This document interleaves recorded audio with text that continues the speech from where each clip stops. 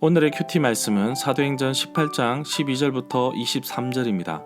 제목 고린도를 떠나면서 복음을 전하는 바울 2차 전도여행 끝. 먼저 앞뒤 문맥을 살펴보겠습니다. 베레아의 사람들은 열정적이고 신사적이어서 성경에 대한 열심이 대단하였습니다.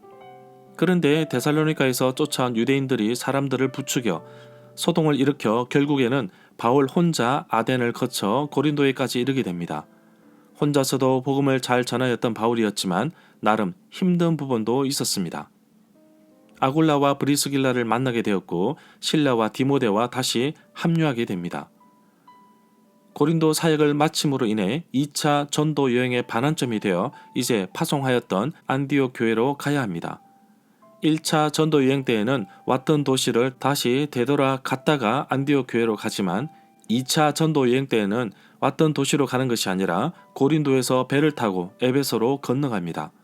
바울은 2차 전도 여행을 마치고 되돌아가는 순간에도 시간이 나면 복음을 전하는 것을 볼 수 있습니다. 문단을 나눠보겠습니다. 12절부터 17절은 총독 갈리오가 바울을 붙잡다. 18절부터 23절은 고린도를 떠나다. 12절에 보면 갈리오가 아가야 지방의 총독으로 있을 때에 유대인들이 일제히 일어나 한패가 되어 바울에게 달려들어 바울을 재판장으로 끌고 갔습니다.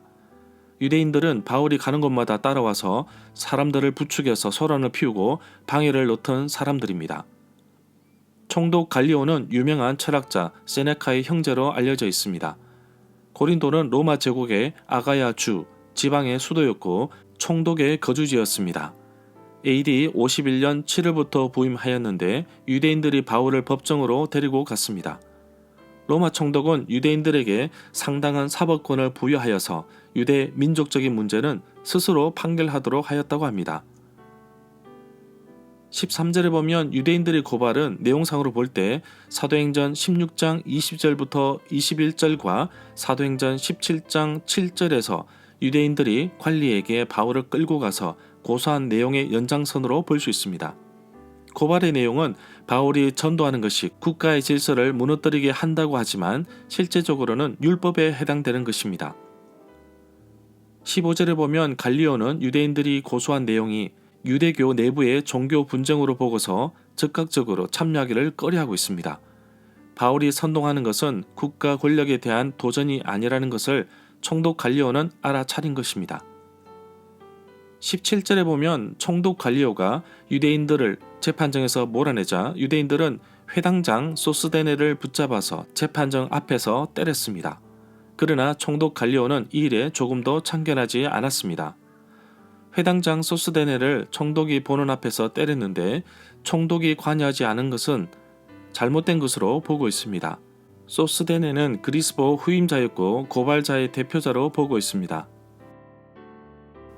18절에 보면 바울은 형제들과 함께 고린도에서 여러 날을 더 머무른 뒤에 형제들과 작별하고 배를 타고 수리아, 시리아 안디옥으로 떠났습니다.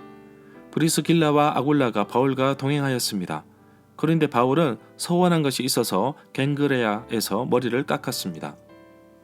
브리스길라와 아굴라는 고린도에서 만났습니다. 겐그레아에서도 교회가 세워집니다. 겐그레아에서도 성실한 일꾼들이 있었는데 베베였습니다. 겐그레아는 고린도에서 동쪽에 위치한 항구입니다. 목적지는 시리아에 있는 안디옥으로서 2차 전도 여행의 출발지입니다. 그런데 시리아 안디옥으로 되돌아가기 위해 고린도에서 출발하지만 실제로는 예루살렘도 포함되어 있습니다.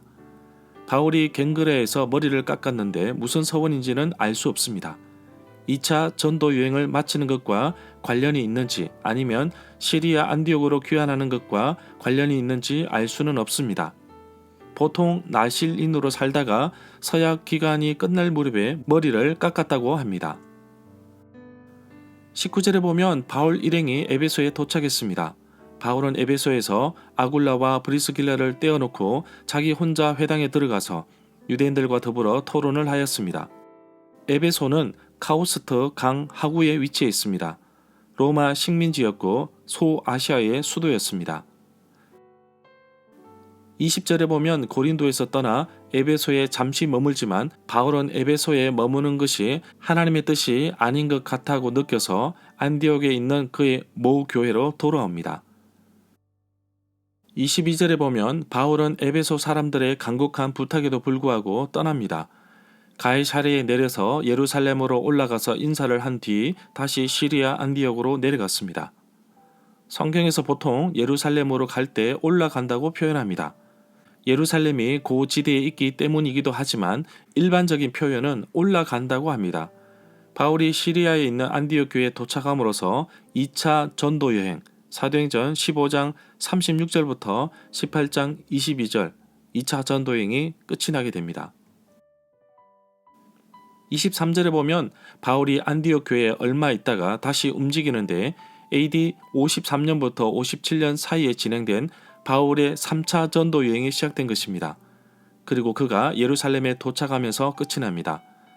바울이 갈라디아 지방과 부르기아 지방을 방문하였는데 바울이 이전에 방문했던 곳입니다. 사도행전 16장 6절부터 7절에 보면 성령이 아시아에서 말씀을 전하지 못하게 하여서 바울과 실라는 부르기아와 갈라디아 땅으로 다녀가 무시아 앞에 이르게 됩니다. 절마다 상세한 설명과 구절 해석, 핵심 내용과 중심 줄거리는 네이버 블로그에 올려져 있습니다. 내게 주시는 교훈입니다.